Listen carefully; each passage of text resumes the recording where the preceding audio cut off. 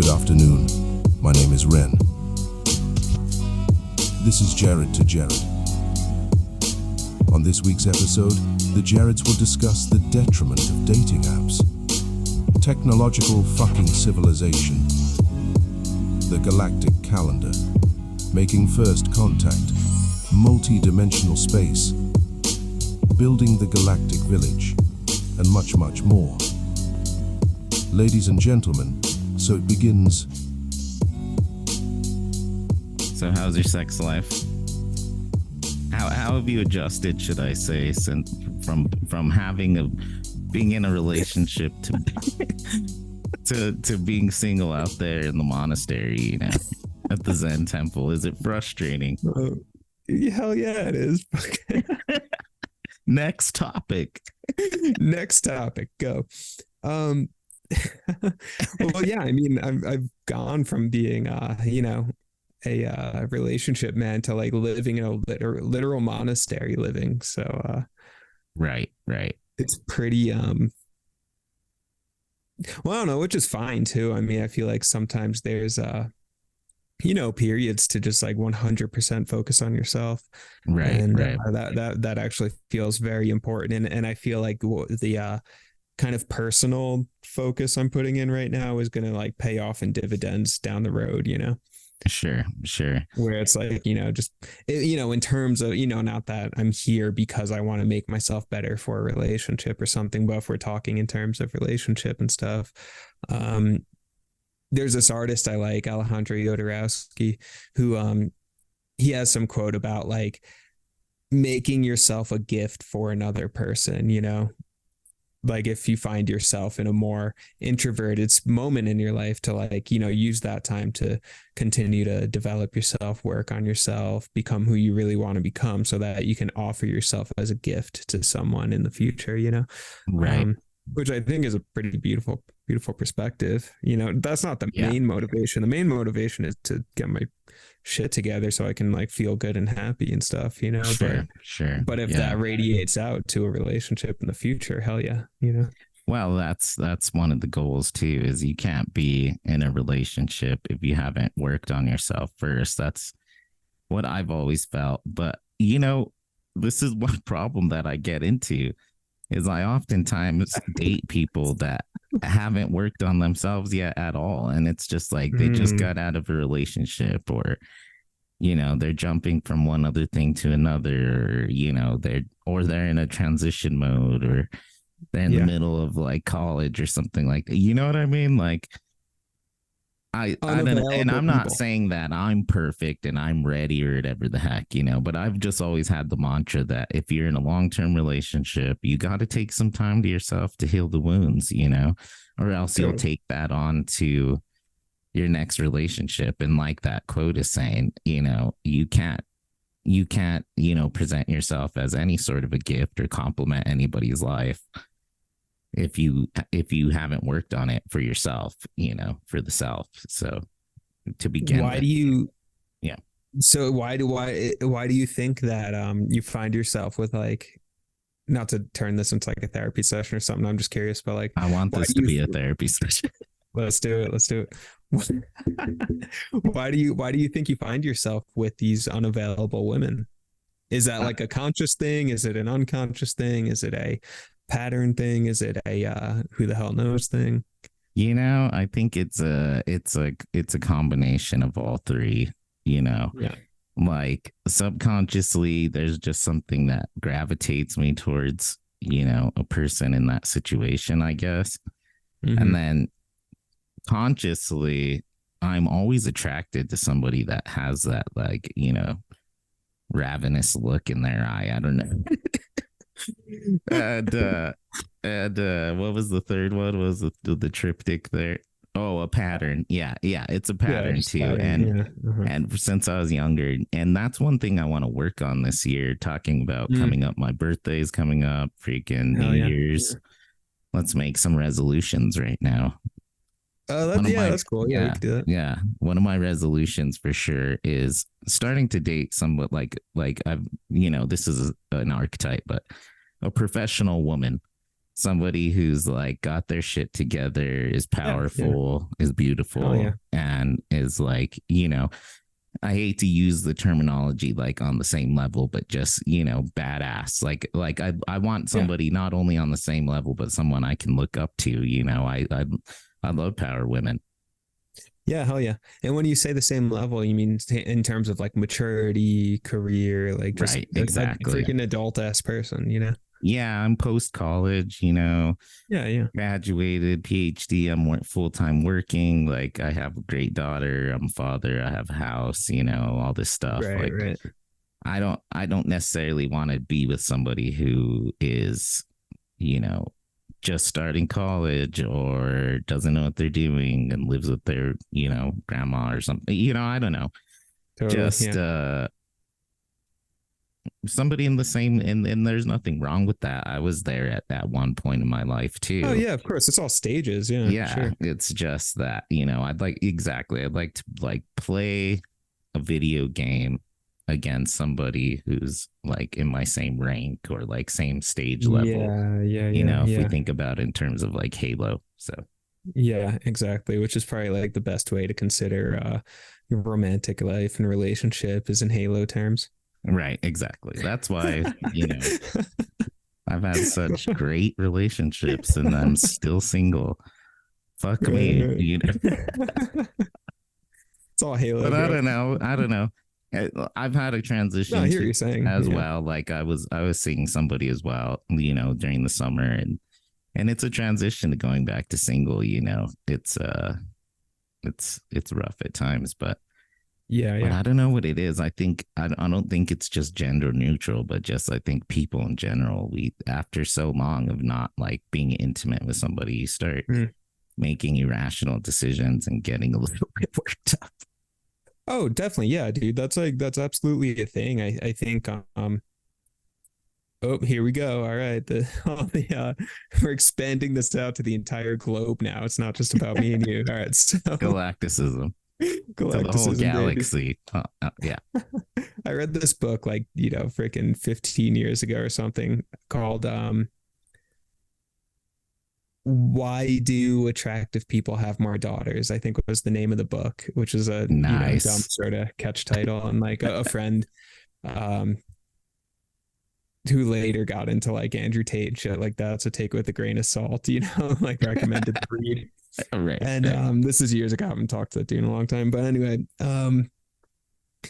so the whole premise of the book was that it was arguing for like evolutionary psychology, right? That like, you can say that like all of our, psychological inclinations and stuff are actually the result of, evolution and survival mechanisms and all that sort of stuff, right? Right.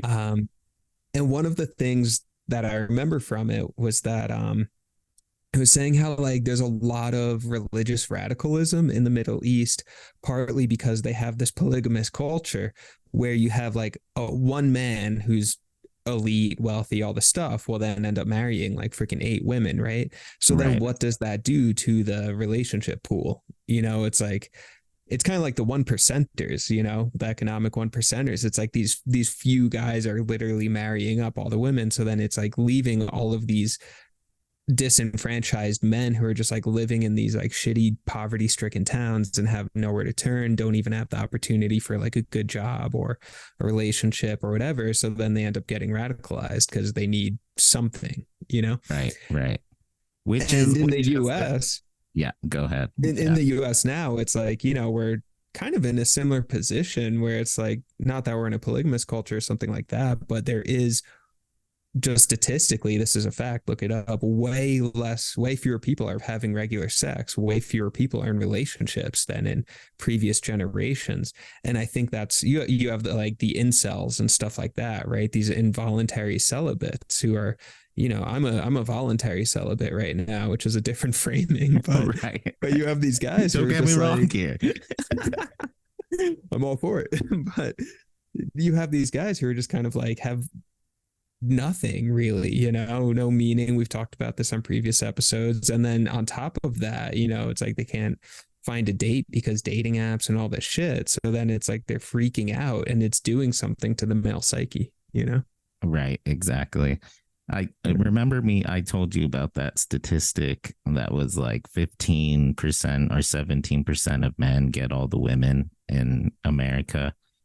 Oh, And really? like, yeah, Oh, apparently. that So I don't sucks. know how, Yeah. like, it comes from like a podcaster that I listened to for years, but he's always brought up this study and it makes a lot of Hmm. sense. It's just like, I know like a lot of friends I've had in the past that they don't have sex. Like they're, Yeah. I'm talking like 3 year dry spells, three, Yeah. 4 year dry spells. And it's just like, man, how does it not just fall in your lap after that amount of time? It's like, wow, Mm. like you must, and some of them, of course, are dealing with things like what we talked about last time, Yeah. casual millennial alcoholism or Sure. being Leos out there, or whatever the case. But I Down in the think dumps. I Down think in the there's dumps. something about, especially with like Tinder and all this stuff, is what's happening now, like I've said before, is it's now relationships and hooking up is now left up to the brain, and it's not a Mm. brain Mm. thing. It's a Yeah. body. It Yeah. should be your heart and your body and pheromones and smell and the way you Right. talk to each other and the sound of Right. their voice and stuff. Now it's just whatever idiot can be the most clever, or now the Right. one guy who like know how to use chat GBT really well are getting like, you know what I Yeah. mean? Yeah. Or like somebody who like has really good photographs, when really it's just like, that's not what makes, you know that's not what makes a conducive space for picking a healthy partner. Right. Bro, I really, really dig that framing of it because, well, one, you're right. I mean, I think dating apps, what they do, exactly what you're saying, is take a heart issue and turn it into a brain issue, which it's just not. You can't analyze these things. Right. Turn it into a math equation. That's not what it is. Right. It's not at all what it is. It's a body thing. It's a heart thing. All these things. So like, you're totally right. And then I have seen that with dating apps, like it is like 10% of men end up getting like 95% of the likes or whatever the hell it Right. is, Right. Right. Right. but that's just because of the framing. It's really unfortunate where it's like just people who are convey themselves well via social media and not via real life. I mean, that's a different thing because maybe they're photogenic, maybe they know how to like Right. calculate the right thing to say via a text, or they're good Right. at meme humor or something like that. And that's unfortunate because in real life you could have someone who's like just shitty at conveying themselves via social media, but then are like really charming in person, or just like super funny in like a really, really Right. attractive Right. way or whatever. And on the ladies side too, I'm sure there's, I don't want to make this just like, everything sucks for men right now. It's like, dude, I'm sure dating Right. apps have Right. also like destroyed, when like a lot of women, like body insecurity, and you have to look like, you're freaking photoshopped online like crazy. Sure. All these filters and stuff. And Yeah. here's an issue with women is, you know, oftentimes, especially in a place like Santa Fe, New Mexico, there's a lot more women than there are men. So what happens is they have, Hmm. 97 likes in their, in 3 days with their Yeah. Tinder gold showing them there, Tinder gold. and Yeah. every time you swipe, it's a freaking stupid match of some guy that just wants to get laid. Yeah. And here's what it is in my psychology class, choices cause anxiety. Oh yeah. Yeah, So the dude. more choices you have, the less likely you are to make the right decision. And they did a lot of Oh yeah. tests with Mhm. this, and people that were under higher anxiety situations were more than likely would choose the wrong cup or would choose the wrong card that was going Mhm. on in the like illusion in this study. Yeah. Yeah. But the people that had less choices were less anxious, oftentimes made better and healthier, the right decisions. And this Yeah. goes with, if you have a pool of 97 freaking jack offs that want, you're going to miss the guy the seven dudes that are worth a damn, you know. And Yeah. you're just gonna end up picking whatever freaking, you know, jolly go lucky, you know, that you Yeah. think is You're kind of gonna hot pick and has a Leo from six Killers pack. of the Flower Moon, bro. Exactly. Yeah. Fuck you. Oh, man, bro, you Right. know, I'm pretty lazy, but you got a lot of money, so that's cool. You But know? I tell you what, is that money's pretty good. Man, that was like Leo's worst movie. Oh man. Man. Yeah. No, for real though. Like, I think that's true. Option paralysis is absolutely a thing. And that's the irony, because it's like what the and actually a lot of this comes back to the Zen stuff I'm doing, but like this option paralysis, what it is like what our mind, or let's say ego or self-image, whatever you want to call it, that part of us um thinks that it wants all of these options. It thinks that it wants all of these things, right? But then the things we think we want, turns out they're actually not very healthy for us. You know, it's kind of like, take like a toddler who's, you know, they want like to eat a gallon of ice cream or something, but then the parents like, dude, that's like, I know you want that, but it's not going to be good for you at all. Right. And it's actually going to make you way less happy. You know, that's kind of like Right. this, Right. the craving mind that we have, that's like, I want this, I want that, I want to, you know, get likes on Tinder or whatever Right. it is, thinking, you know, this is going to be good, but then ultimately it's actually not healthy at all. And then we get option paralysis, we get anxiety, and we get the state of the world as it is now. And then the Zen stuff, which is really just extended meditation, I mean, that's all it really is like connecting you to your inner adult, essentially. You know, the part of you that realizes, like the parent who knows that the kid shouldn't be eating a ton of candy or sugar or whatever, the part of you that knows, like, no, that's not going to be good for you. What is going to be good for you is if you do some meditation, if you do some exercise, if you go spend some time with people that you trust and care about, if you go read this book on a topic that you're really compelled by. Right. You know, right. all of that kind of stuff. Right. Yeah. And man, that's why me and Dion want to go back to flip phones.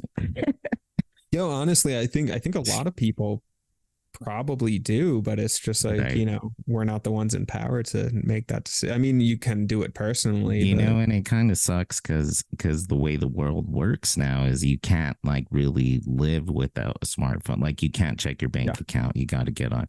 Yeah, exactly. And my job depends on emails and like rapid replies. You know, my work would go down probably, maybe a lot less anxiety. I tell you that, but yeah. Oh yeah. You know what I mean? Is it? But then we fall into these holes, and me and Dion were saying back in like 2007, 2008, you know, 10, whatever, I would spend time reading 3 books a week. You know, I would write, you know, a chapter every few days, you know. Yeah. Because you didn't have shit to do, you know. It was fucking medieval times, you know. And it was great though. It's good, you know. You became a fucking doctor, you know. But it's so easy now to just fall into these, especially without deadlines for me, because I live on deadlines. I've like feast on deadlines, you know, like I'll find myself like collecting wine and Forge of Empires on my phone, you know, and like making trades at the local market, you know. Fucking going on sea voyages, you know, 47 minutes later, just like what am I doing? Like what happened? Why am I been staying? My neck hurts. I've been like collecting fucking coins. Yeah. Like I could be like a chapter down on freaking Dreams of Jurga, you know? Yeah, exactly. And I mean, if you think of it this way, so one, listeners, go listen to Becoming Human, the episode is AI becoming human, because that's like, dude, so much of what you're saying. Is this a new one or what? No, that's from I don't know if you. Oh, okay. This one's from a few months ago. It's the one I did on AI and shit, where I'm talking about like one of the main points was that it's like the people in power are the ones who get to draw up the game board, and then they're the ones who are benefiting from it, right? So like, for example, using phones and shit like that. I mean, honestly, I think at this point, probably a large portion of the population, maybe even a majority, recognizes like, no, this stuff is not healthy for us and we shouldn't be doing it. But at the same time, if I choose to just abandon this technology, I literally can't work Right. and get paid then. So whose decision is it, to draw up the game board in such a way that you literally have to use this technology, that you have to buy this technology from Apple, that they're fucking harvesting the metals with like slave labor in Africa and shit. It's like, who's drawing up that game board? Because it's not me and it's not you, but we're pawns within that game board, right? So it's like, right. But so I think there's a lot of, power shit, abuse shit, society shit going on there. But you're right. And it is like life force, because like time is our life force, because we only have so much of it, even if it is 85 years or something. I mean, that's still finite. There's a limited amount of time. And then when you find yourself stuck in like a fucking thirst trap or something on Instagram, you're literally giving your life force away, your time away to like Mark Zuckerberg or some shit, Right. He's a vampire. Fucking this causes it. This causes it. This causes it. Technological fucking civilization. Technological fucking overload. Dude, I love that's my because favorite we scene can't live without it. Bro, that's literally a Johnny Mnemonic knew this shit back in like 1996. Why are we here? Fucking William Gibson was talking about this in the 80s. Right. Right. Yeah, exactly. Look, this causes it. This causes it. Oh, dude. Technological fucking civilization. Oh, man, dude. Henry Rollins is probably the best actor of the 20th century. He probably was. He should have got an Oscar for that movie. He should have, bro. Yeah. Listen, this is one thing we didn't mention in the last episode. Johnny Mnemonic so much better than Killers of the Flower Moon. That's true. Johnny Mnemonic is way better than Killers of the Flower Moon. Rotten Tomatoes got it wrong. So wrong. Yeah. Hey, listeners, how come Rotten Tomatoes gave fucking Johnny Mnemonic 18% approval rating? That's insane. It's the best movie ever made. This is one of the first, goals of the Galactic Church is to fucking raise that tomato meter on Johnny Mnemonic. That's true. That's true. Fuck yeah. Bro, it's a funny like tendency or habit that I realized you and I have with movies is like latching on to these like random ass side characters. Like and just being like, man, that's the best so fucking funny. part of the movie. Like Brendan Fraser in Killers of the Flower Moon. We were both just like, oh man, that movie was fucking perfect for Brendan Fraser. Dude, seriously. He had like a 30-second role. Plus, we talked about like, John Malkovich most of the time. He's not even in the movie. He's like in 3 scenes. Right, exactly. Yeah, John Malkovich. Oh, man. It's my head, Schwartz. It's my head. It's my head. I will see you in court. Oh, man. Bro, imagine bringing someone to court for that. Like, they're in my head. They're using a tunnel to my head. That should be John Malkovich too, as the court case against Schwartz. That'd be so weird. Bro, we also need to see man, there's actually a lot of good movies out this season, because there was Killers of the Flower Moon, which wasn't good, but had a lot of build up.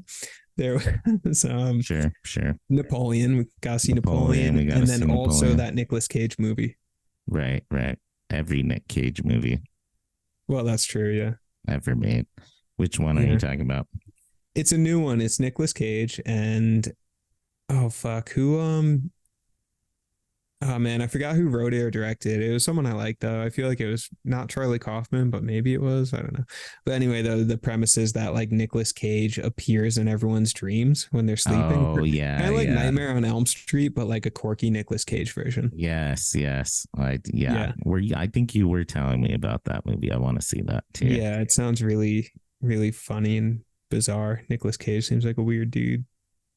Do you think that like time ended in the 90s? Like there was okay, here's another thing.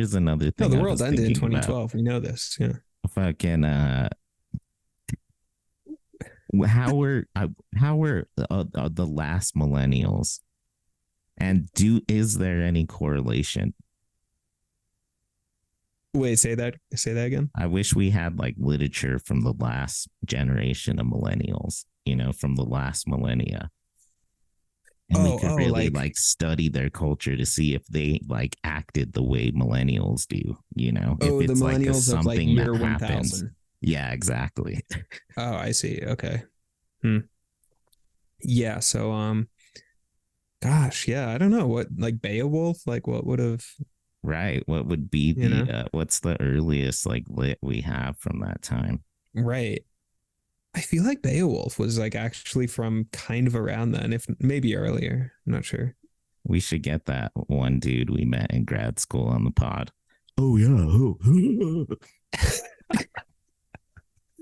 Bro, there's one thing I've come across among like new age literature, which is kind of hilarious to read.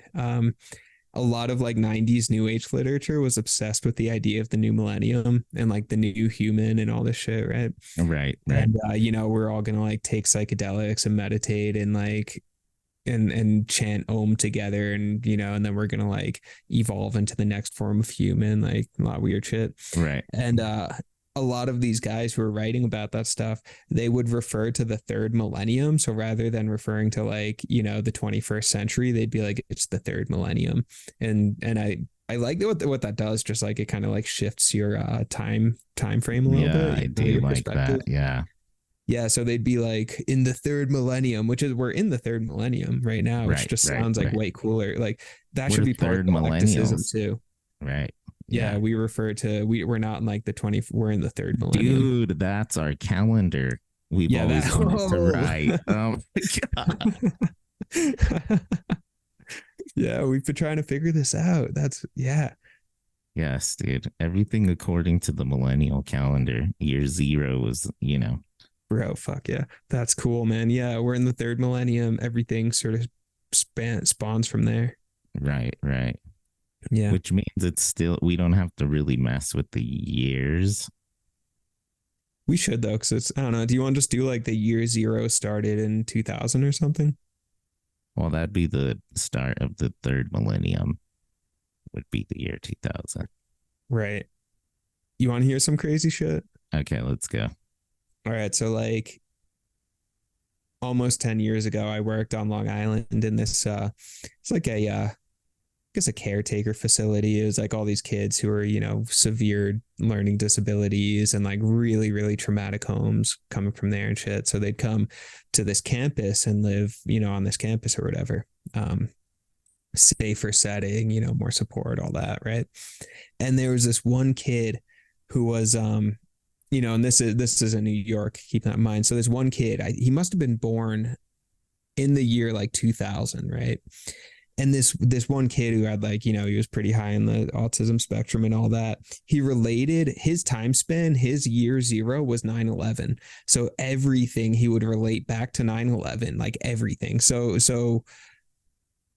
he would be like, how old are you? And I'd be like, at the time I was like, I'm 23. And he would say, so were you born before or after 9/11? And I'd be like, well, before. Right. And then let's say he's like, in a high school class or whatever it was, he was like 15. He was like, yeah, we learned in history class today about like the Native Americans on Long Island, and they came before 9/11. And it was like, yeah, right, And then it'd be like, yeah, and World War II also happened before 9/11. But it was like, that was his frame of reference, right? Everything. Or he'd be like, I don't know, the Taylor Swift album came out, and he'd be like, oh man, it's like the best album after 9/11. Did something like tragic happen to him? Yeah, fucking 9/11. That was the yeah, dude, the fucking Twin Towers, man. Like that. This was New York. That was like the tragic thing, And he was, and like I said, this kid was born in like 2000. So, I mean, he was like an infant or whatever, but, and a lot of the kids, I'm not sure, I don't remember the specific one, but a lot of the kids, the facility was on the east end of Long Island, and a lot of these kids were coming from the city. So, I mean, he definitely, might have been like a infant, but city kid, who, maybe lost someone, never grew up with someone who he should have or whatever. But anyway, like Well, even that's from what I was thinking is like maybe lost like a parent or something like that, you know, so it really traumatized him. did something tragic happen? Yeah, fucking jerk. 9/11. Oh man, that's hilarious. Yeah. Well, how about you know, that's the thing is it's the year 2000 according to the goddamn Christian calendar, right? Yeah, and that's the thing, right? Because we're not trying to have our entire time frame but that's what it is with fucking Jesus, right? Where it's like I was born in 1991, 1991 years after Jesus was born. That's literally what the BC AD calendar is. It's Jesus, so dumb. Jesus loves this pod, dude. He just comes into us every episode. He's got to come up. Yeah, that's true. Well, okay, so what should our time frame be then? Okay, so it's the third millennium. When is our year zero, and what are we basing it around, if anything? Is there a scientific date for the beginning of, you know, the human race, the humanoid? I don't know, because as far as I know in archaeology and stuff, they keep finding earlier things. So they used to think that it was like, humans were like 30,000 years old or something. Right, and now they're right. like, no, we're like a million years old. It just keeps getting older. Right, right. Okay, that's not gonna work. How about like the birth of America? This is an American podcast, you know. Year it zero. Is a very American. Yeah, it is a very American. We can make 1776 like years. Is year zero. Yeah. Okay, so in the Christian calendar, which is what we all abide by, that's year zero is the birth of Christ, right? Right. Birth of a nation. Yeah, and then when we track Terrible our own movie, age, right? That's what we're doing. Like I'm 32. Like it's been 32 years since I was born. It's been 2023 years since Jesus was born. What if we shit, man, what's a big event? What's like a big event or That's someone what I'm in power? thinking. Because before Christ, it was always like you would relate years back to like the ruler. So like for example, in like Mongolian times, it would be like, oh, it's been 532 years since like Genghis Khan, Right. So it's the year 532. Like this is going to be the Galactic Calendar. We're writing it right now. Yeah, I mean it could be when the year that we find out that we make full contact with aliens, which is okay, I've been thinking about this. I've been thinking about this. Galacticism, like all religions, we gotta have, there's a paradise, there's nirvana, there's, whatever there is, heaven, Our end goal is first contact, and we're gonna be the first religion to embrace them, meet them, and they're the ones that are going to give us, either extended or eternal life. What do you think about that? I think Heaven's Gate already did that. Do you know those guys? Heaven's Gate. I guess that's true, huh? Yeah, those are the dudes. They all freaking drank poison Kool-Aid or some shit. They were like, well, a few people have done that or something. Right. And then there was like that was Jim Jones. That's the Kool-Aid. Were they the ones that wanted to go to Halley's Comet? Yeah, I think that was those guys. Okay. They were like, they were all like convinced this isn't no cult them. Though, in order to be like an observer in the Galactic Church, you got to be an educated person. Okay. We you know what I mean? Oh wait, that sounds like elitist though. We only want educated people. No, you could be educated spiritually. You know what I mean? It's Galacticism. Whatever. In tune with the aliens. All right. Well, shit, man. Well, what do you and I care about? What's like an event that you and I care about? Right. Because sometimes, you know what, man, in the Muppets, you have those two old dudes up in the like seats in the theater who just like never participate. They just talk shit about everything. Yeah, the two old guys, the Muppets. Right. Right. Yeah, Right. I feel like that's this podcast kind of. We just like talk shit about everything. Like, it's like, Oh yeah, that yeah. movie sucked. The shit's dumb. Like, we're gonna start.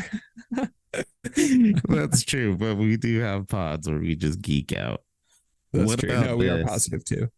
The fucking the We're day American. the day and date that Johnny Mnemonic hit theaters, year zero. That'd be really funny, actually. This causes it.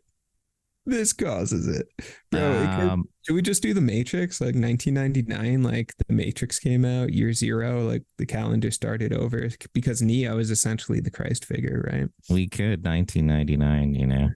Hey man, and if religion is just like taking fictional stories way too literally, we could just do that with the Matrix. That is true. That is Yeah. true. We can Like adapt a lot of Neo's there. the chosen one. Yeah, the story's already there. We just need to like believe in it.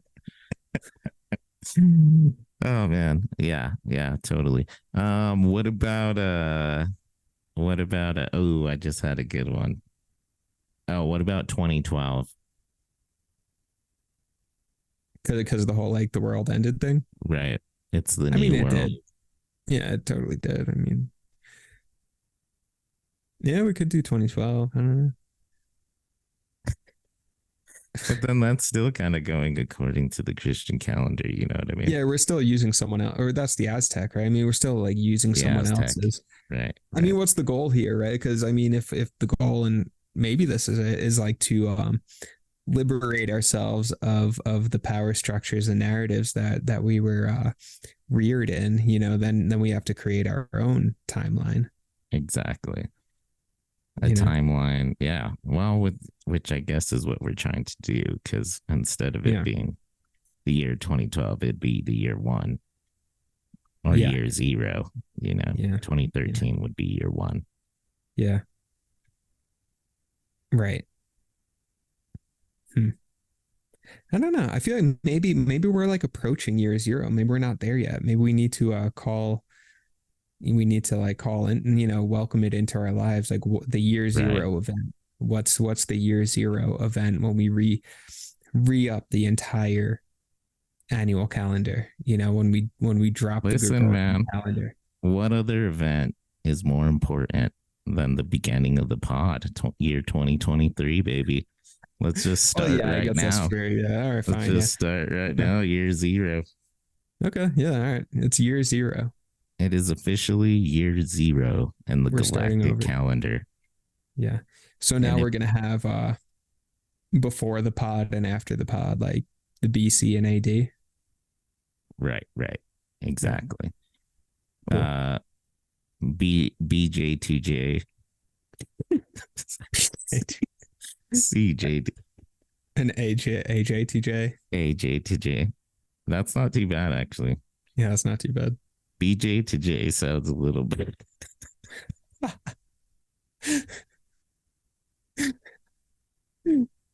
Oh man, yeah. How about just the like BPA before the pods era, or BGA before Galactic era, and Oh, I like that. Before Galactic era. yeah, and AGA after Galactic era. Yeah, it's cool. All right, that's it, listeners. It is year zero. Live it up, Yeah. So what are our practices? Do we chant? Do we recite prayers? Do we praise? Are there gods? Is this monotheistic? Is it polytheistic? Is it the universe itself is God? What's going on here? So I think me and you are going to approach this from a really good perspective. That's why Galacticism is the religion of the universe. Because you're very like, Lord of the Rings spiritualistic, and I come from it of like, foundations, fucking Harry Seldon, scientific spiritualism. Who's where Harry I Seldon? do believe in like multi-universes and, aliens and potentially, the fourth dimensions, fifth dimensions, sixth dimensions, what happens in wormholes and black holes and all this stuff. There's so much goddamn fucking spiritualism and fantasy out there in space and science. it's up to us to really decipher it all, That's true. That's true. Yeah, you know what's funny, man? Like living here at the Zendo with Roshi, the Zen teacher, who, she's 83 years old. She's been freaking meditating for 50 years. Like she's gone pretty deep, and all that. Right. So it's hilarious, man. I love like asking her just like during breakfast and stuff, just like ridiculous questions where I'm just like, so like Roshi, like, okay, if we all like have Buddha nature, we can like connect to Buddha nature. What about like aliens? Like, what's up with that? Like, can those guys also like meditate and like connect to Buddha nature? And it's funny. She'll just like laugh and she's just like, yeah, sure. Yeah, sure. If anything, it's a higher form, Yeah, but I was chatting with her about that. I was just like, yeah, so like, okay, it's like, I'm just gonna say aliens are real, right? And like we seem to be in a moment, aliens are real. So what does alien spirituality look like? Can they go into those deep interdimensional spaces? Can they to put it in a Buddhist context, attain Buddha nature? Can they attain Christ consciousness, to put it in the kind of Christian mystic context? All of that. So I feel like galacticism, based on what the word suggests, I feel like there needs to be some sort of it's like a higher conscious thing, but not just a higher conscious in terms of like, like Lord of the Rings spirituality or something, but higher consciousness is in this like scientific universalist. Yes. Oversoul. But it is taking like Emerson, like Ralph Waldo Emerson's oversoul idea, and then applying that to like not just Earth, but the entire galaxy. But to space, right? Yeah. And hitting it from like, the scholarly point of view of space and what that represents and how it's filled and how we interact with it. Yeah. We're so earth spaced, within our consciousness. We're so much in the space of just Mother Earth, you know what I mean? Yeah. And it's actually through these interdimensional spaces and dimensions of thought and being, yes, we need to get to, or that we're trying to channel, and eventually galacticists 1,000 years from now in the next millennia, because it's year 0. So literally 1,000 years from now, we'll be making contact with those, with those spaces, with those either, places or individuals, Okay, so follow me for this one. This is going to be it's going to be a journey. All right. So how we as a species locate the Earth within the universe also maps on to how we locate the ego in terms of spiritual development. So when, early times, right? And I guess this is more from like a Eurocentric perspective, because the Galileo shit like that I'm thinking about, but like, early on, it was the Earth was the center of the universe, right? Right. That was it. That was the world structure. People literally got burned at the stake for questioning that, right? Right. Which is fucking weird.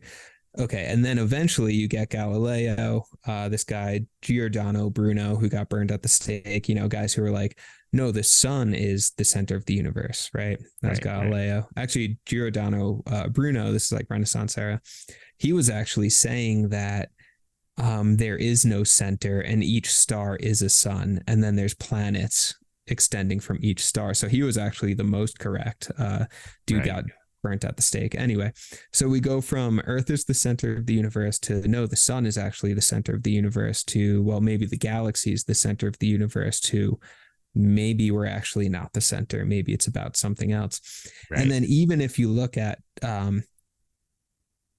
photography and things like that, and our perception of the Earth, I mean, part of like the modernist era in literature, I mean, people's idea of landscape itself was changing because you had the airplane for the first time, right? So you're not just seeing the space in front of you, but now you can get a bird's eye view of things, right?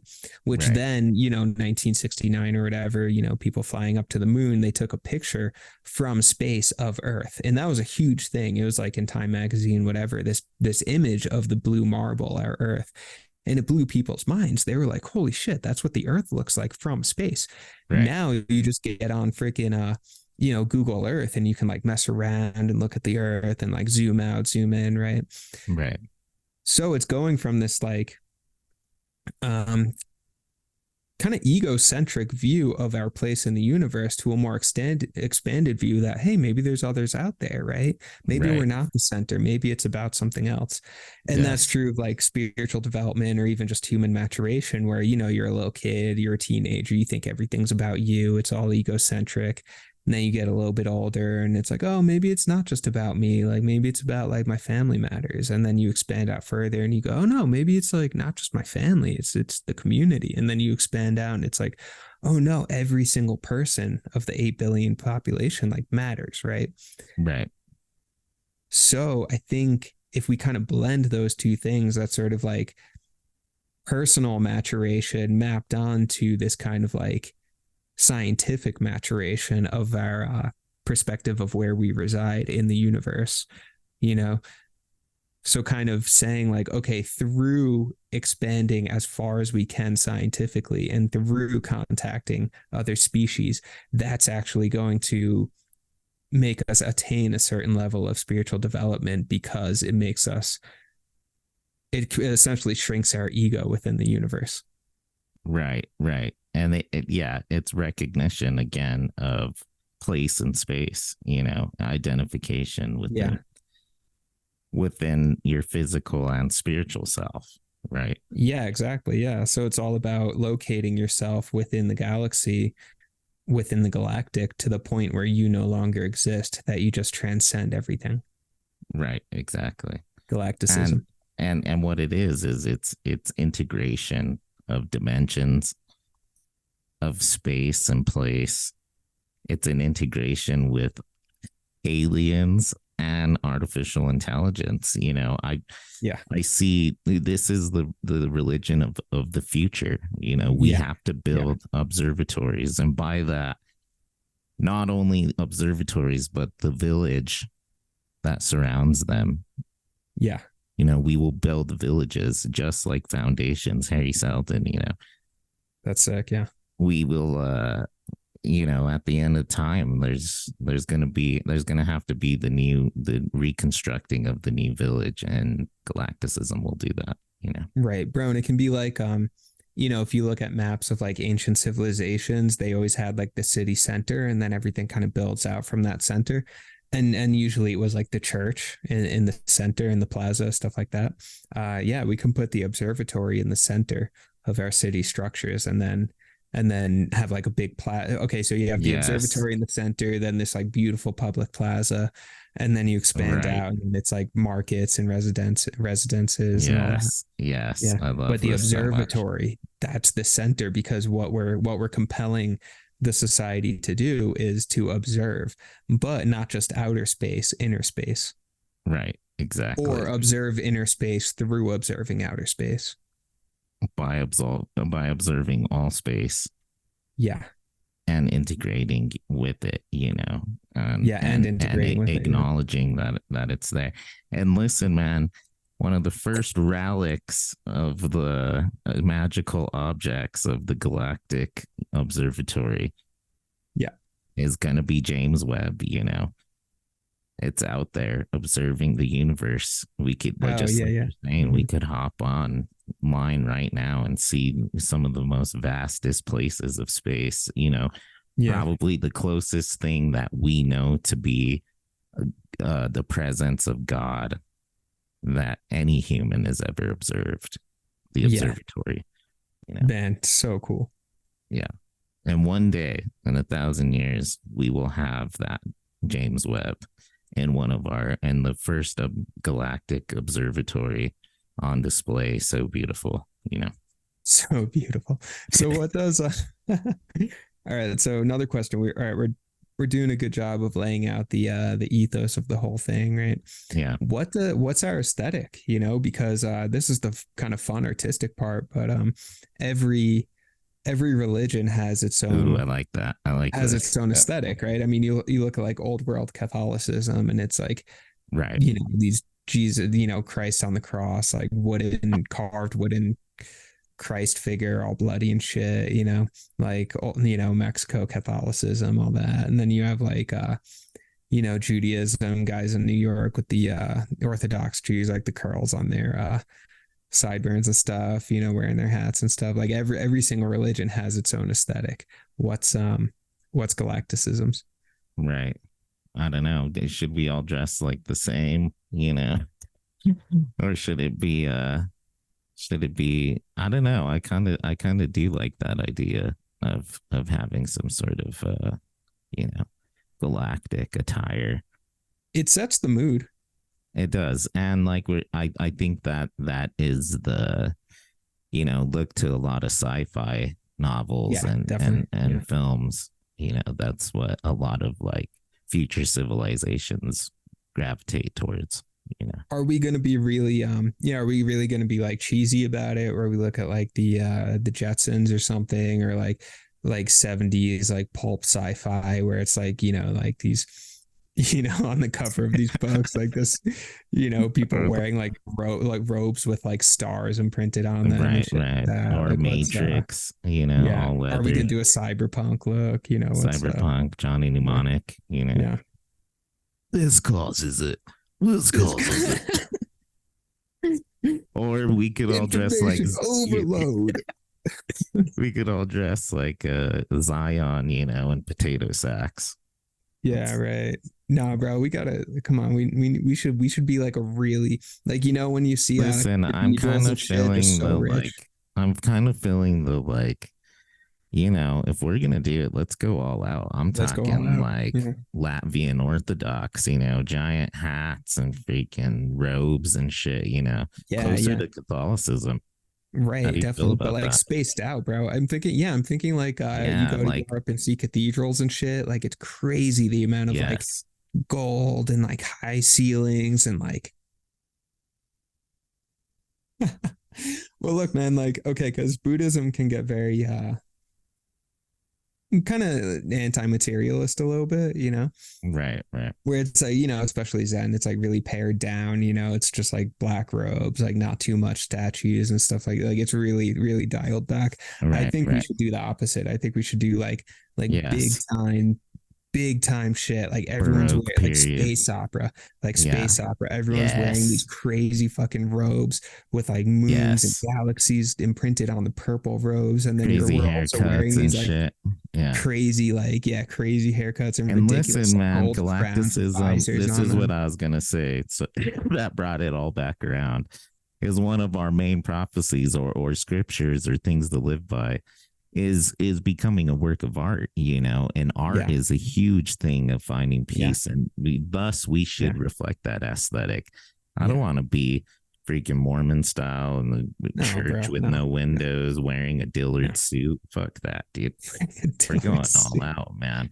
We're going all out. I think we need, dude, we need that. We really need to celebrate the human form, because I think that's something that's gotten lost. And the human aesthetic, the beauty, the beauty of the human form, bro. Sometimes Jesus sucks sometimes, just like, and all this stuff of like, don't be trying to be gaudy or don't show, let's be gaudy. Let's be gaudy. That, it's not, it's about channeling in with that, the dimension of art that's all within all of us, and expressing that to its fullest extent. That's galactic right there. That's galactic, baby. Bro, total space opera look. I think we should have like a lot of crystals too. We should have like crazy fucking statues of aliens. We should have Stargate. Yes, the Stargate. We should have a lot of relics too, and listen, as you level up in the Galactic Observatory, you will get different cloaks and different, aesthetic things to wear in your hair or whatever, Wait, are we trying to make it a hierarchy though?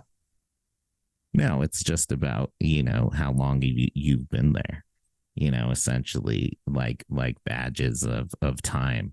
It's a badge of time. How about that? Okay. If it wasn't called the badge of time, I would have been against it. I'd be completely against this. I'd hate that shit. But because it's called the badge of time, I'm down. Right. Yeah. Yeah. Totally. Okay. we're bringing it back, man. And then like We are. the and everyone can do whatever they want. So I'll speak for myself, but I'm gonna have like, I'm gonna have this beard, like a nice, like just kingly kind of beard, right? I'm gonna Right. wear this ridiculous robe. And we'll get I'm like, probably gonna wear some like face paint, some galactic face absolutely. paint, Ramses and Yeah. some like some like beard beads and stuff. Yeah. Galactic beard beads. I might have a scepter. You should definitely have a scepter. Yeah. Oh man, what's your galactic outfit? Are you gonna have a scepter? I'm gonna have something crazy. Something yeah. I'm thinking about some crazy bedazzled, coat. It's like crested rubies and shit on it, stones. Bro, I feel like you'll have you're gonna have this like wooden staff too, this kind of like Gandalf staff, but it's gonna be it's gonna also have like a lot of like galactic symbolism carved into it or something, cool shit. Absolutely. Yeah. It's gonna have like a glowing crystal at the top. Our galaxy like etched into it with the glowing crystal at the top. Exactly. Yeah. The fucking universe crystal. Yeah. Yeah. The fifth, and we're gonna have to talk about all the different dimensions, also these states of being right that are out there, potential civilizations or races that we will meet, their religions, what they will follow, how we will contact them. Listen, to the next future leaders of the Galactic Observatory, which every single individual is, this is year 0. We're building it right now, and it's going to be your job to continue the mission to the next millennia and past that. Bro, I actually love this as like a hilarious art project or something. Just like start a religion as like an art project. Just like, can it happen? Right. As an experiment. Right. And not in a negative way, not Elron. No, not culty, not taking advantage. Just like, not culty, not super creepy, Like literally just getting people together and wearing robes because it's funny, and talking about, fucking finding inner peace, like all religions do, finding a way, finding a community, finding a place in the galaxy. Well, we're really we're rebuilding the village, right? I mean, that's kind of, but we're rebuilding the village for the 3rd millennia, which means it has to be galactic. Exactly. Right. All right. So, question for you. We started off this podcast by asking me how my sex life was. Okay. What's the dating scene like in the Galactic Observatory? Are we going to have prearranged marriages? Is there going to be dating apps? Is it going to be, everyone's out there for themselves, figure it out? Is it going to be, there's going to be some kind of like priest-like astrologer who's like matching people based on their star signs? Where are we at? What if we create the first galactic dating app that forces people to like meet in person? It's just a way to like contact other galacticists. Christian mingle, galactic mingle. No, listen, we're against apps, I say. Yeah, I don't want apps. We will, instead of having apps, the Galactic Observatories will hold yearly events. Oh, this is fucking Zion cool. Like events where we, find some awesome thing that's happening in the stars, astronomy. Everybody brings out their telescopes.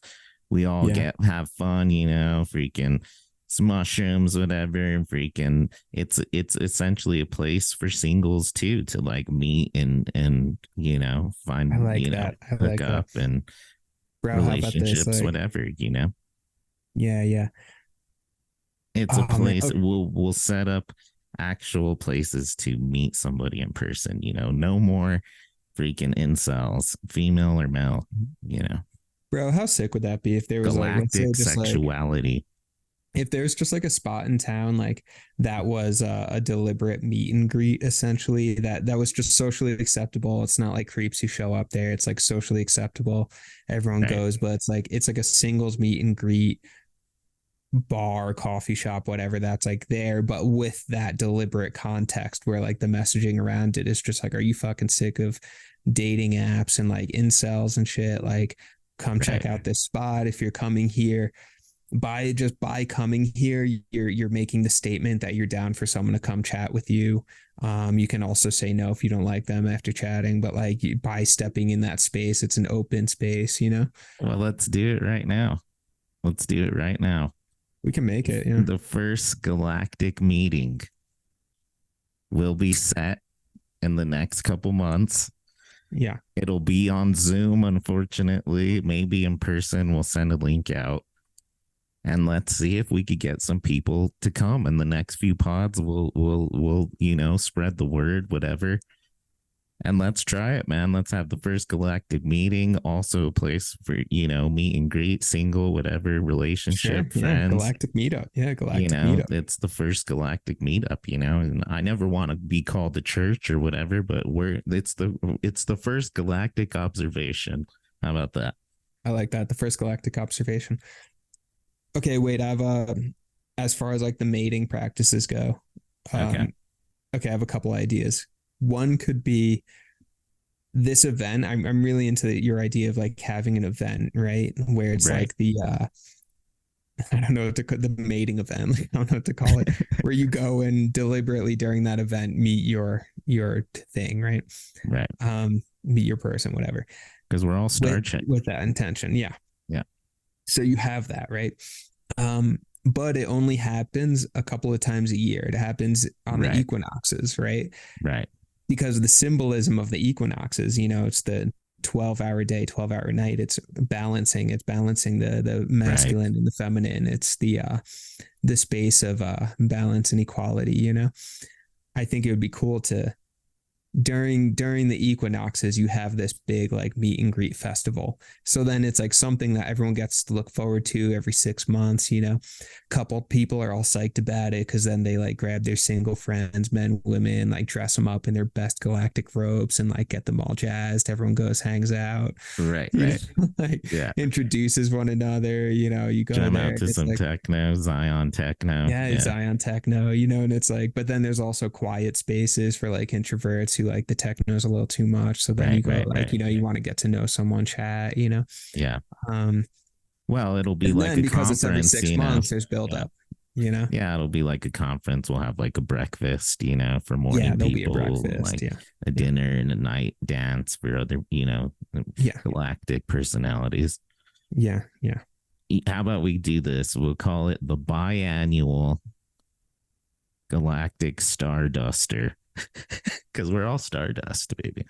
Sure. And this is the Starduster where we go and try to sweep each other off. Isn't Starduster made me think of like PCP or something? Is that like a? I don't know. Is Starduster like a slang word for drugs? I hope not. We're gonna change that anyway. So we're whatever. Yeah. Symbols, yeah. The Equinox Starduster. Right. Yeah. I'm loving this so much. Yeah, and then there'll be additional ones on during eclipses. Sure. And those those happen locally, Oh, I like that. The biannual Stardusters will be like huge, like biannual conferences in like Chicago or something. It'll be kind of like, think of like Chaco Canyon or something, the spot where just like people from all over, like, caravan into, and it's like this big festival, Think about the wild, those animals that meet up once a year to like party down and fight and hook up. And yeah. Mm-hmm. So we're already writing scripture, Yeah. There's one thing we need is a Genesis story. And I think a big part of our Genesis story should be the acknowledgement of the unknown, and try to like break into that, within long ago there were dimensions, and in these dimensions there were spaces. Now these spaces, there are individuals and creatures and animals of the land. Yeah, we need a Genesis, and we also need a what happens after you die. Those are big religion questions. Those are huge. Right. Yeah.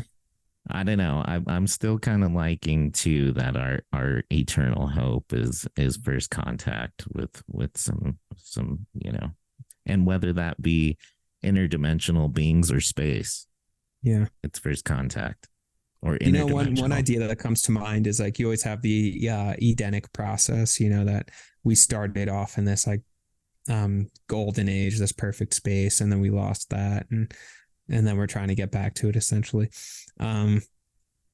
What if we were already contacted, early on, Sure, we sure. already had contact. Right, And that was the Edenic space. We were deeply connected with all the other interdimensional creatures. The human race was sitting at the table of the galactic species, right? But then through some kind of series of events, we ended up losing our seat at the table and kind of getting kicked out because of some sort of upheaval or transgression or something like that. And then right. now we're coming back where we're proving our readiness and our maturation to come back to the galactic table. Right. And also, according to the Galactic Calendar, there must be an acknowledgement of galactic apocalypses and apocalyptic events. Right. And we may have been, and we were contacted before by a race that helped us build the pyramids and such, Mm-hmm. and even before the pyramids, things we have no remnants of. The earth is old as motherfucker. Yeah. You know what I mean? And but now we're in this maturation process. We've been, AGA, or BGA before the Galactic era. Right. BGE. BGE, that's right. BGE. Yeah. Before Galactic era. Yeah. Before the Galactic era, we've been coming up to the place now, year zero. Yeah. Where we have, and it's a maturation process, civilization hasn't yet been ready for first contact again. They didn't contact us immediately in the past civilizations either. It took, thousands of years, millennia to occur before they did. And now we're approaching that time, and galacticism has deliberately been made to ready ourselves for that moment. Right. I like that. Yeah. I'm excited. I'm looking forward to this. Me too, man. I'm excited for the community. I'm excited for the galactic community. Just all these people wearing funny robes, like going to equinox festivals together, and exactly. Sounds great. Yeah. And galacticism, we're all about art, and film. We'll have like movie night and stuff. It'll be awesome. We all watch Johnny Mnemonic, we're gonna have movie night, and then we'll have a Johnny Mnemonic Q&A live lectures, at the observatory. Dude, that would actually be cool, so man. Fun, like man. Like the Guild in Albuquerque, that independent theater where like every holiday or whatever, there's people putting on like special viewings of like whatever Halloween movies or holiday movies, things like that. That'd be so cool to like rent out the Jean Cocteau or something and have like Galacticism night, and we like galactic get together. That'd be so cool. That'd be so cool. Let's have a G&G galactic get together. Let's do it. Yeah, that'd be and listen, man, I want to say, doesn't matter if you're Buddhist, Muslim, Christian, Jewish, Mormon, Witness, whatever it is, join galacticism, because we are not a singular identifiable. You know what I mean? We're of all forms. We are of all forms. We're the religion of the human race in the galactic space. Yeah, and that's the point, right? Because we're not asking people to like leave their history and their identities and stuff like that at the door. No. We're not saying like, just like forget who you are, like reject your family and friends, come stay with us. That's not what we're saying. What we're saying is who you are, all of you, every part of you, your noble aspects and your wounded aspects, everything. Bring it all, man. Bring it all. Come hang out. Right, exactly. We'll It's more, accept you yeah, it's a place. as you are. Yeah, it's a place of support, Come it's as a you are. place. Yeah. It's a place to regenerate your star power, Yeah. in the Because we're all just stardust. in the galactic world, and we can help you break habits and vicious cycles, and we can provide a space where we're in a depression pandemic right now. Yeah. We can provide that space of community, reconstructing the village. Reconstructing the village together will open up Jim Bob's Hardware again together. Yes, but we can't save you, right? And that's one thing I want to push back against in the Christian narrative, at least, and probably other ones too. The idea that some external force is going to drop in and save you, the Deus ex machina, nothing's going to save you. Right. Jesus isn't coming back. Buddha's not going to drop down and save you. It's not outside of you, right? It's not going to be, you join this community and all of your problems go away. That's not what this is, right? Right. What we're doing is leveling up together as a galactic community, which takes effort, but it takes your effort. It takes the individual's effort. Right. And it takes time too, And it takes time. And you don't need help. I'm here to tell you that, the Galactic Observatory is here to say that you were stardust a lot longer than you've been this breathing anxiety, depressive meat sack. You know what I mean? This is not the most comfortable space that we've ever lived in. And to say that, oh, you're going to be gone. Well, you were essentially gone before, just into the universe and stardust. And one day you will come back, whether on this planet or the next. Yeah. So essentially, just like you're saying, this is a place to grow together, to grow the galactic community, the galactic human, so we can be prepared for what's out there in space, in the universe, within ourselves. First contact, not only of another race or another place, but another space within the self. Yeah, and I really like what you said about we were stardust before we were all the conditioning, depression shit, sadness, woundedness, any of that, right? I mean, right. Quite literally, we were stardust before that. So reconnecting with that that true mind aspect of who you are, right? Right.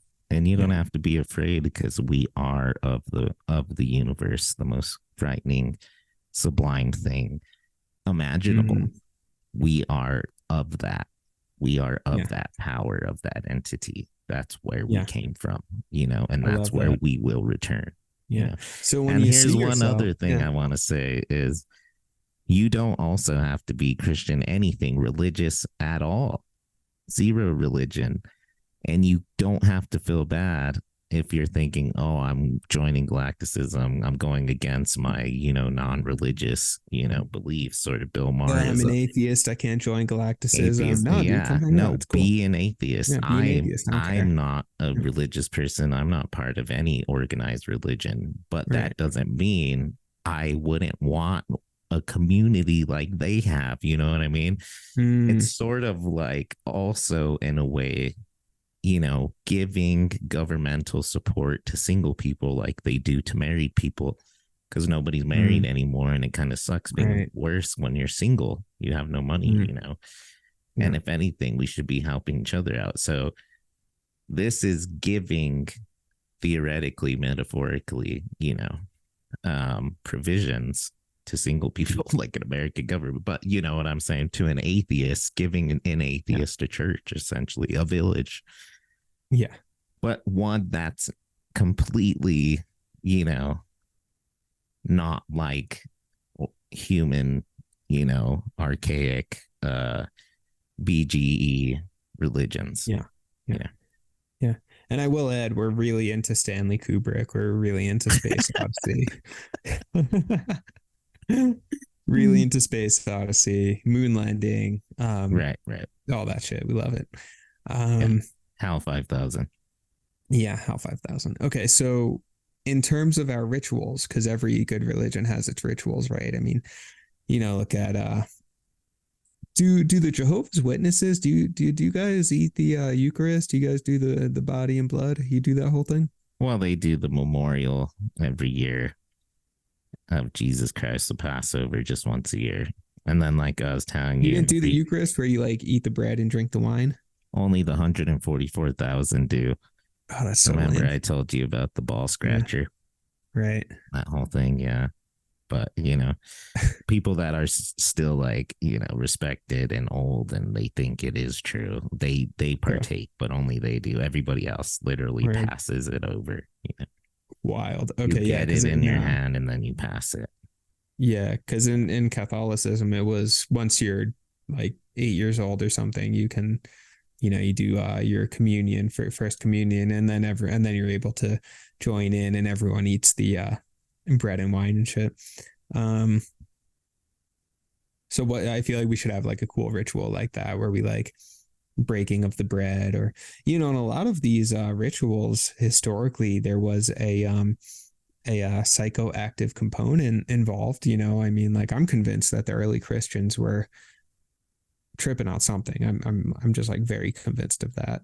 Well, one of the interesting original stories about John the Baptizer is obviously Christians didn't come up with baptizing. There was baptisms going on all the time, and apparently historically, especially in that in the Middle East, Judea or wherever the hell, the Jordan or wherever he got baptized, there were communities written about in scrolls that were taking apparently psychedelic herbs and substances and smoking things, and would go out and baptize people. And these So cool, man. side little communities were thought of like in the Greek like governmental accounts and texts as like pretty far out there, like the crazy hippies out in the water baptizing each other, doing ayahuasca.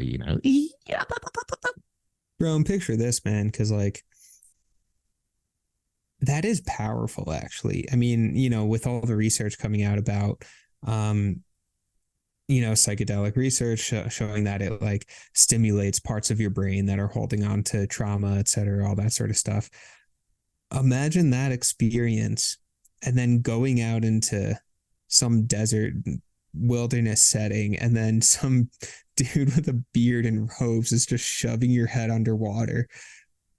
And all of but it would have been a community. It would have been someone you knew, hopefully, someone you knew, hopefully trusted. And then, you'd have your family and friends around, and everyone's like there, and you're like coming up on the psychedelic, and they're just like washing away your sins in the water. I mean, that would be like a very, very powerful thing. And I do see the way in which that could be actually deeply healing. I mean, if you look at the symbolism of baptism, I mean, it's literally just washing yourself clean, making yourself new again, going back to that stardust consciousness, without all of the stuff that happened to you, just letting go into the present moment, essentially.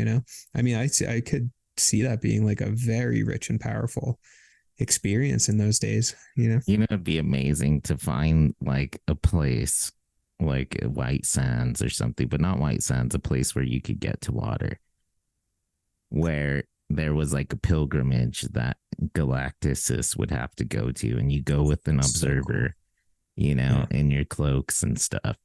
Yeah. And you camp out, and the first night is like a cleansing of the stars. Oh man. You're just like sober out so there, whatever.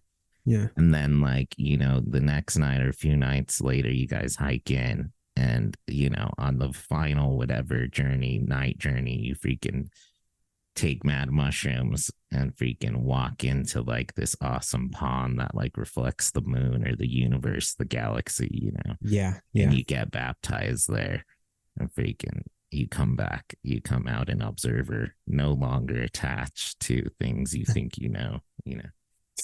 No longer attached to things you think you become an observer. Oh my God. Dude, what the hell, man? That's good stuff. Yeah. Good stuff. Yeah. Is there anything else to say? I think we figured it out. Yeah. No, but that's literally dude, you keep having these lines where I'm like, that's Zen. That's literally Zen. Is like, that's the meditation process. You're sitting there observing, becoming the Yes, observer, yes, and letting go of things you think you know. yes. Not just I love things you that. think you know in Sure. terms of like facts and this is what I know about the world, but this is what I think I know about myself. Because Right, what you think you know about yourself is the least true. right, And right. then you let go of that, and then you're free, you know? Well, the first baptism has to be, me and you, we got to make this journey, the first pilgrimage. This is Mecca, baby. Oh, let's We do it. got to Let's do it. find a place in space, where we could do this. There's got to be a place. Yeah, bro, it's New Mexico. Go to like Jemez Springs and like go Exactly. out to the Yeah. hot springs. I Right, mean, there's right, definitely, right.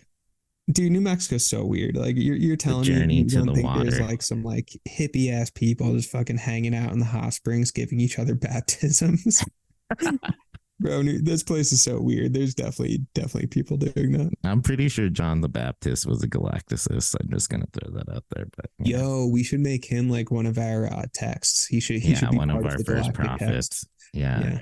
him and Enoch, because Enoch actually went into the other dimensions of the Yeah. galaxy. So Where do you read about John the Baptist? What part of the Bible is he in? I think he's in the Gospels, I believe, Okay.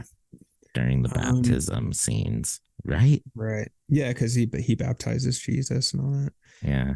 Gets his head chopped off later. But dude, that's something to research this week because there's other instances, I'm sure, Right. Revelation or whatever.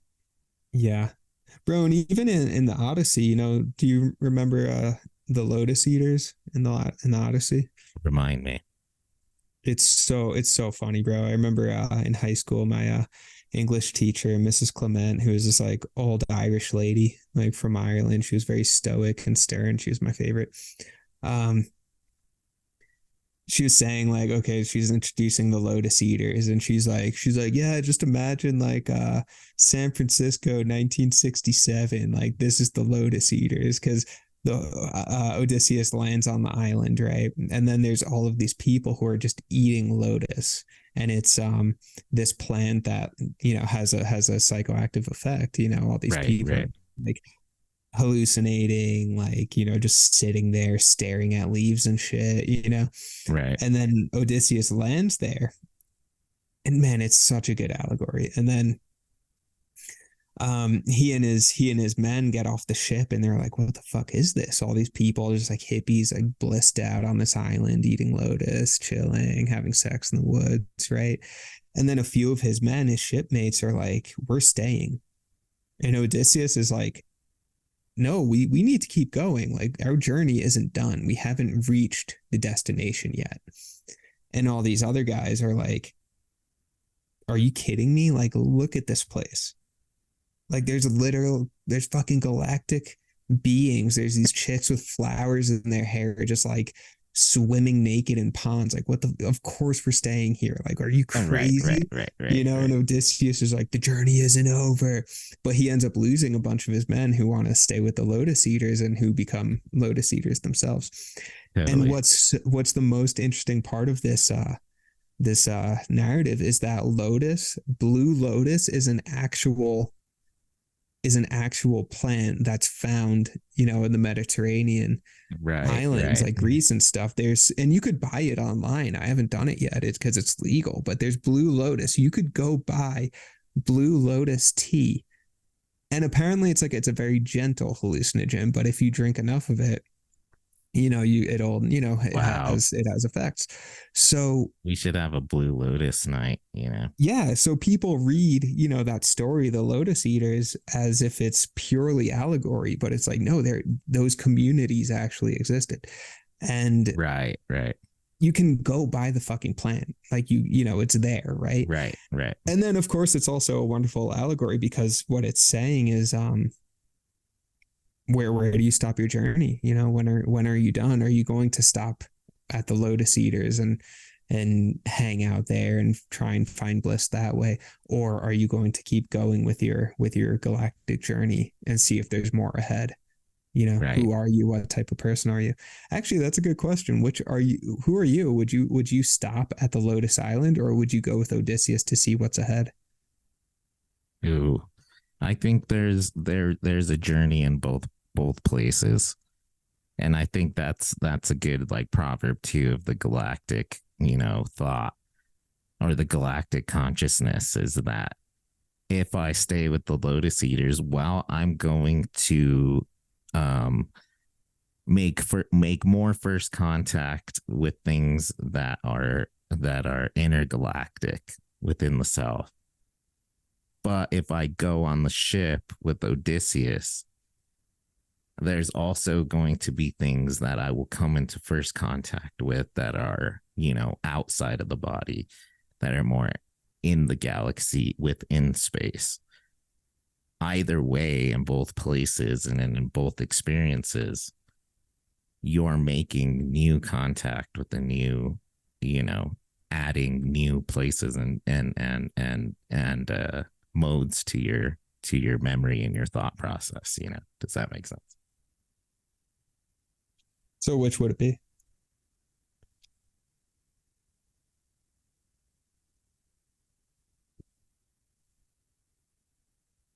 Man, I don't know. Odysseus was kind of a dick, He was kind of a dick, yeah. If we had a different captain, maybe. Yeah, don't worry about Odysseus. It's who are you? It's like it's your ship. It's your ship. There is no Odysseus, right? It's your ship. And some of your men are like fucking, Dion, a couple of your homies, maybe even me, where me and Dion are like, bro, like, look at this place, man. Come on. Like, are you kidding me? And then you're considering, you're like, I don't know, there might be like more up there. Right. Yeah. You know what? I may, I'm kind of a romantic, and You're taking the ship further.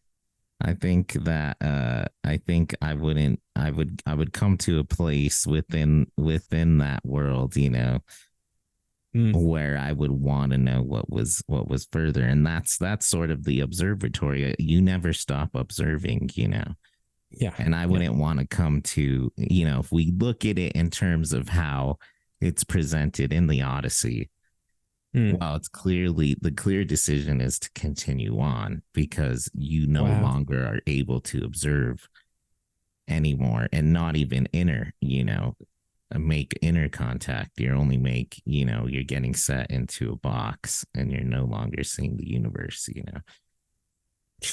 That's a wise statement. What about so you? You're in it for the long haul. You're like, no, let's keep going. Like, because it's not about just hanging out and trying to find find bliss and getting attached to that. It's about deepening your practice, deepening your wisdom, deepening your experience. Right. Deepening your observation of the galactic. Exactly. Deepening my understanding of what bliss even is and at what's the extent that I can get it to and what's the extent I can find, experience and understanding and consciousness, See, there's a lot of wisdom. There's a lot of wisdom in what you just said. Galacticism's and you too, man. We're rapping right now. Some processing. So good. Bro, and what's crazy is like, all these allegories connect. And actually there's a book that I'm going to read that's apparently historically there were ancient Greek Buddhists, according to this one historian, that there was some trading and warring and whatever going on, between those regions. And still got to read the book, but apparently this guy argues that there's evidence of ancient Greek Buddhists, which actually makes sense. I did that episode of Becoming Human on how the narcissist myth is actually it's all about inner awakening, Right. But anyway, the reason I bring that up is because the Lotus Eaters, that comes up in the Zen meditation practice where they say, well, not even they say, I've experienced a bit of it too, but you get to a point, and if you deepen your meditation enough, that you're just sitting there and you're blissed out. It feels really good. You're just like, wow, this is nice. I'm just like feeling at peace with myself and the universe and just really peaceful. Like I'm hanging out with the lotus eaters right now. But then if you talk to, you know, the Zen masters or whatever, they say don't get stuck there. Right. Because there's more. You can't get stuck there. If you get stuck there and you start trying to chase the bliss of that meditation high, you end up rejecting all of the wisdom that you'll come across if you continue to deepen that practice. Right. So it's, you know, galactic. And then you lose the experience of the place that you were in, right? And the space that you were in, you lose the everything that moment brought to you. And if you continue on in your journey, well, then Odysseus can always think back in his head, man, there's this crazy place, you know, and there's these beautiful creatures there and everything. Just like, man, that was crazy. Honey, is the freaking salmon ready? You know, like get back to normal and just like, man, thank God I didn't stay there. Just like, fuck, I bet you Jared's like still sitting at that same tree, just like, you know, freaking the fuck out right now. Like that's cool and all, but like, you know, I'm kind of glad I also got to see dragons and stone giants and, you know, sirens and exactly. I had that experience with my near-death experience with a friend and, you know, whatever. Yeah. And okay, so for me personally, okay, and because there's two answers here. There's the thing that I want and then the thing that I'm actually doing, which is kind of funny. So the thing that I want, oh man, dude, I'm hanging out with the lotus eaters. Like, forget it. Like, sure. It sounds so nice. Like, come on. Right. Oh, I would love that. That sounds so wonderful. That's what I want. What I'm actually doing, how I'm playing out my life in a real way is like I'm on the ship. I'm still going. I'm deepening. I'm pushing it. I'm trying to find more answers. I'm right. You know, I'm not done. You know, I'm continuing this process. I'm not done this life process. And ultimately it's kind of it's a red herring kind of question because it's not, there is no staying with the lotus eaters ultimately. Right. You know, because it's like, okay, let's say I'm just going to use Dion's name because it's kind of funny. Let's say Dion the Lotus Eater. He's just like, oh man, yeah, hell yeah, I'm going to hang out with the Lotus Eaters, bro. Right. He stays, right? And then what happens after a week, you know? You're like, this sucks. Like, this is kind of dumb. I'm getting bored, or like, cool, like, wow, psychedelics. I've listened to that same Fish song over and over again for like fucking 40 times. Right. And fucking Matilda over there with her dreadlocks swimming in the lake. Like, she was cool for a second, but like, I don't know. I haven't learned anything lately, you know, in our conversations. Like, this is getting kind of dumb. Like, you know, it's like you start to see the lack of depth, you know, it's like, and which is true of like hippie communities too, which like, you know, I've come in contact with some of these people and it's like, you know, painting with a very broad brush here. I mean, very broad brush, but like, you know, I've met people and like living in hippie communities, communes, that sort of thing, where it's like you talk to them for more than, after 15 minutes, you're like, you get their shtick. You're just like, oh, cool, man. Yeah. Like, great. Lotus eating. Yeah. Cool. Wonderful, you know, and then you kind of move on, you know, and I think that's what living with the lotus eaters would ultimately be. It'd be like, cool, man, you guys have your like painted van in the backyard that like, you know, friends crash at sometimes and you all do mushrooms every night and like, cool, but like you don't have a freaking job and, you know, you're not maturing as an individual, you know, and all that sort of stuff. And then you're all like experiencing the same thing. So nothing's new. Yeah, it becomes culty. Like there's no like, oh man, I just met this crazy old man, and then he, you know, told me about how he like used to drive spaceships, and then like, you know, fucking a car hit him in the street, or so, you know what I'm saying? Experience, just like, totally. Oh my god, what the heck, or like, you know, you're all living the same sort of existence in a way. And that's a Yeah. nightmare as well, you know. Exactly, man. And that's the gift of life, is the change, is the And journey, that's right? the opposite Yeah. of galacticism. That's putting yourself Mhm. in a single space. In a tight box. Yeah. Yeah, a single dimension. Galacticism is multidimensional. You know, Yeah, man. And it's like, you can't first contact anything if you're just there. You yeah. know, fucking eating ayahuasca or whatever the hell. Yeah, you get stuck. There's a way in which that's also a you get stuck at that level too. And it's fine. It's a wonderful level. Like I said, I mean, I've like, visited these sorts of communities or whatever, Sure, gone to sure. festivals, whatever, found, people around New Mexico, whatever. So it's like, and I've learned from those experiences, and they were also fun and worthwhile at the time and all of that. So it's not to knock that stage, but it's to say it's just a stage. It's not the answer. Right. Yeah. And to think that you wouldn't even be aware of the stage, Yeah. Odysseus wouldn't even have known that place existed if he didn't get on Right. the boat in the first place and leave his Right. current version Mhm. of whatever that reality was. Yeah. Yeah. And that's a part of our lives too, is we're living that reality right now. We're just not necessarily doing psychedelics. For some people it is, but really Yeah. it's a metaphorical psychedelic where Exactly. it's Yeah. like, but why should I leave? Why should I go to help build the first observatory? It's because there's girls Nice. here, there's like food Yeah. here, I got a house, Yeah. whatever. Mhm. It's about, continuing on that journey down in that boat, trying to find. Exactly. And with the lotus eaters too, it's like it's also like you realize that that's also an illusion, right? And it's like, and that's the thing about sort of like that I'm learning, doing the monastery shit. Like, it's not about replacing your, okay, let's say depression, all that shit, whatever, just like the darker side of life. It's not about switching that out with the lighter side of life, because they're Right. both an illusion. Yeah, you're exactly. you're not your sadness, you're not your depression, but you're also not your joy, you're not your happiness. So Yes. that's not to reject those things, absolutely Right. not, but it's to say that the dark side and the light side are both illusions, and then freedom itself is something much greater, where you're expanded and open to all of it and taking the ship further on the journey.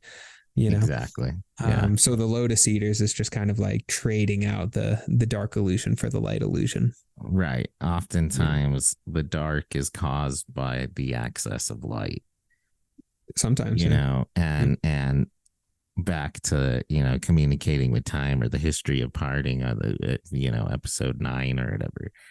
Yeah. Those moments are good to, Oh yeah. experience Yeah. moments of Zion Hey and man, we're gonna have our equinox interconnectedness, festivals. Yeah. but you can't be there all the time, or else you lose it all entirely. You lose the goal completely. You stop Right. observing. Mm-hmm. I've even been thinking like Spiderwick Chronicles. I don't know if you ever read those, like sort of like fantasy kid novels, but No, it sounds interesting cool. little scene where her dad, he's a scientist, literature dude, and he finds these crazy the Spiderwick Chronicle books, which get him into this different dimension and different reality. While he was there, these creatures, I can't remember what they call them, they're like white butterflies. They come around you and they put you in a state of bliss and like contemplation. But they're known to be like one of the most dangerous creatures in this place, because you lose all sense of time. So she thinks her like, it follows the kid, and he thinks his dad died, but he later, through finding the chronicles, the book, he goes to this dimension, and he finds his dad. His dad ends up helping him. These creatures release him, and his dad's like an old man. And his dad thinks that only like 20 minutes had passed, but it had been his entire lifetime, because he was like in this weird, like butterfly illusional, exactly, yeah, blissful state. But he was devastated because it took away, from his life. Yeah. See, and I love that trope because that's a trope that actually comes up quite a lot in a lot of literature in the Goblin Market. I think Christina Rossetti. I think her first name's Christina. Okay. Have you ever read that one? Nah. It's fucking hilarious. It's so cool. It's like Victorian age, 1800s literature. So Christina Rossetti, she writes this story about like two sisters that like, they're walking down by the river, right? And then they see the Goblin Market just like on the river bank, like these fucking weird little like goblins like selling all this like fucking candied apples and shit, and these are like poor kids, Victorian era England, right? And they see this like beautiful rich goblin market and they're just like, what is that? And then the one sister, the virtuous one, is like fuck that, like we are not talking to those goblins, like let's keep going. And then the younger sister's like, we haven't eaten for like 3 days. Look at that. They're not even taking human money because they're fucking goblins. We can just get that shit for free. Like, come on. Of course we're going, right? Sure enough, the older sister's like, I'm out of here, you should come, but I'm not going with you, And then the younger sister's like, all right. And she goes into the Goblin Market, very quickly when the goblins is like, would you like to taste this candied apple? And then she eats the apple and then, she ends up fucking like living with the goblins and like squandering her youth and all this shit. And it's essentially a story about like opium and shit, she becomes like a fucking opium addict and then gets, sucked into the goblin community and comes out like a freaking meth head, loses all her teeth, and then becomes like 80 years old overnight and shit like that, right? And it's okay, but yeah, it's just that allegory of just like getting stuck in the bliss phase, On behalf of the Jareds, thank you for listening. Follow, rate and download the show. The Gents will be back next week. And always remember the words of Tchaikovsky, where the heart does not enter, there can be no music. This week, success is yours.